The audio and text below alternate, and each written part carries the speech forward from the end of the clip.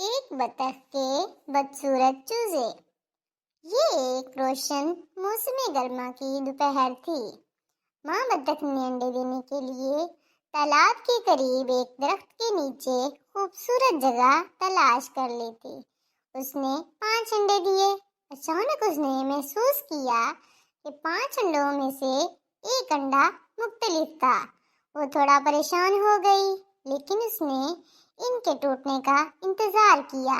ایک صبح آخر کار ایک ایک کر کے سارے انڈے ٹوٹنے لگے۔ ان میں سے نکلنے والے بچے بولنے لگے۔ بطخ کے سارے بچے انڈوں سے باہر نکل کر سر ہلا رہے تھے۔ سب ٹوٹ گئے تھے، لیکن ان میں سے ایک انڈا نہ ٹوٹا۔ اوہ، کتنے پیارے بچے ہیں میرے، کتنی قسمت والی ماں ہوں میں۔ لیکن یہ 5ویں کو کیا ہوا ہے؟ بطخ پریشان ہو گئی۔ یہ آخری انڈا تو بہت ٹائم لے رہا ہے۔ وہ انڈے پر بیٹھ گئی اور اسے گرم جوشی جتنی ہو سکی دینے لگی۔ یہ بچہ تو سب سے خوبصورت بچہ ہوگا، کیونکہ اس کا انڈا ٹوٹنے میں بہت وقت لگ رہا ہے۔ ایک صبح جب وہ انڈا ٹوٹا تو وہاں سے ایک بدصورت سرمئی رنگ کا بچہ نکلا۔ بطخ کا بچہ اپنے دوسرے بہن بھائیوں سے مختلف تھا۔ وہ کافی بڑا تھا، بلکہ وہ بدصورت بھی تھا۔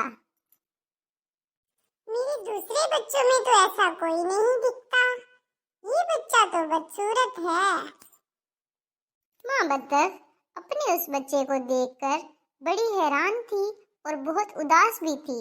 ماں کو امید تھی کہ وہ بچہ ایک دن اپنے بہن بھائیوں جیسا ہو جائے گا، مگر دن گزرتے رہے۔ بطخ کا بچہ بدصورت ہی رہا۔ اس کے سب بہن بھائیوں نے مل کر اس کا مذاق اڑایا اور وہ اس کے ساتھ نہیں کھیلتے تھے۔ بطخ کا بچہ بہت اداس تھا۔ دوسرے بچے اسے کہتے، تم بدصورت ہو، زمین پر ایک بدصورت چیز کو دیکھیں۔ دوسرا بچہ کہتا، تم یہاں سے بھاگ جاؤ، تم بہت بدصورت ہو۔ تیسرا کہتا، بدصورت شکل والی مخلوق، ہم تمہارے ساتھ نہیں کھیلیں گے۔ وہ سب اس پر ہنسنے لگے۔ وہ بہت اداس ہوا۔ بطخ کا بچہ تالاب کے پاس گیا اور اس پانی میں اپنی شکل کو غور سے دیکھنے لگا۔ کوئی مجھے پسند نہیں کرتا، میں بہت بدصورت ہوں۔ بطخ کے بچے نے اپنے خاندان کو چھوڑنے کا فیصلہ کیا۔ وہ اکیلا جنگل میں چلا گیا۔ جلد ہی موسم سرما آ گیا اور چاروں طرف برف تھی۔ بطخ کا بچہ اداس تھا اور وہ سردی سے کانپ رہا تھا۔ کھانے کے لیے اور رہنے کے لیے وہ جگہ تلاش کر رہا تھا۔ وہ ایک اور بطخ کے خاندان کے پاس گیا۔ انہوں نے اسے جھڑک دیا کہ تم ایک بدصورت مخلوق ہو، یہ بدصورت بچہ کون ہے؟ وہ مرغی کے گھر میں گیا۔ وہاں پر مرغیوں نے اسے اپنی چونچ سے مارا۔ وہ وہاں سے بھاگ گیا۔ پھر وہ راستے میں ایک کتے سے ملا۔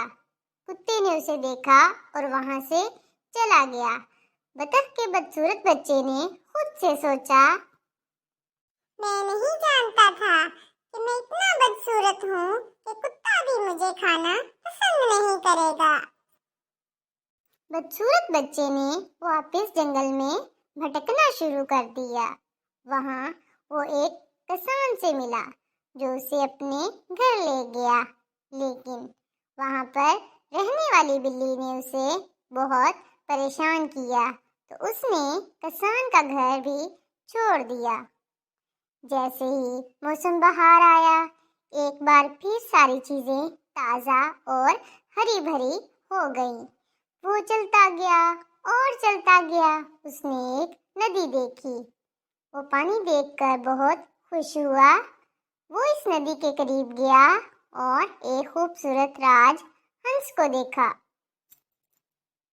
اس کو اس سے پیار ہو گیا۔ بطخ کا بچہ بہت شرمندہ تھا۔ اس نے اپنی گردن نیچے کر لی۔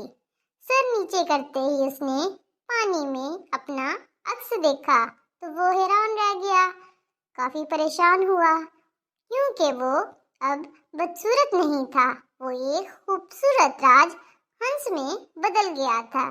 اب اسے احساس ہوا کہ وہ اپنے بہن بھائیوں میں الگ کیوں دکھتا تھا، کیونکہ وہ تو ایک راج ہنس تھا اور وہ سب بدخیر تھیں۔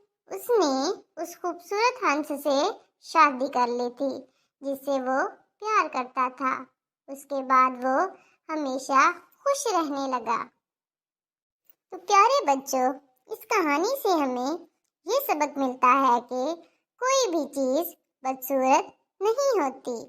اگر دیکھنے والی آنکھ خوبصورت ہو تو ہر چیز خوبصورت نظر آتی ہے۔